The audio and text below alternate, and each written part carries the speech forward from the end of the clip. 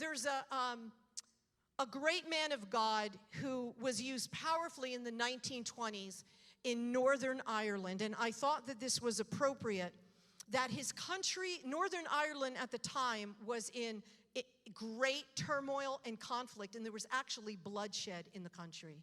And the church became very afraid, very anxious. Sound familiar?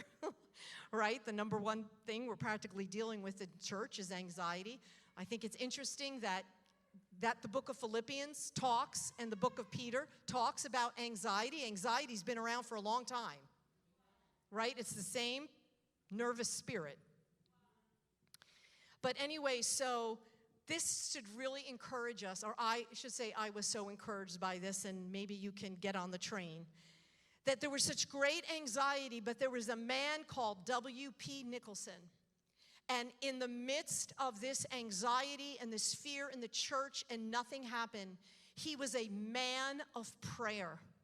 And they write of him that he said that his prayer life and his preaching, what happened was he just was staying steady in prayer, day after day, staying steady and steady through the conflict, through the bloodshed, through the uncertainty. He was praying. They said he would pray from the minute he got up until 12 noon. He wouldn't come out of his room. They said there were times, one time where he prayed so fervently that they opened his bedroom door and there was torn sheets all over the floor. He got so in the spirit and didn't know he would actually ripped the sheets. He was straining his body in prayer so strongly. Now, believe me, if I have ripped sheets, that's hard to rip a sheet.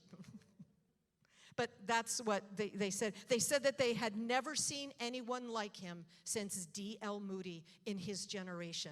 And as he is doing that, the Spirit of God falls on him. He starts holding evangelistic campaigns in the midst of the chaos, and there are thousands and thousands and thousands of souls start getting saved in these evangelistic campaigns, and all he was a praying man.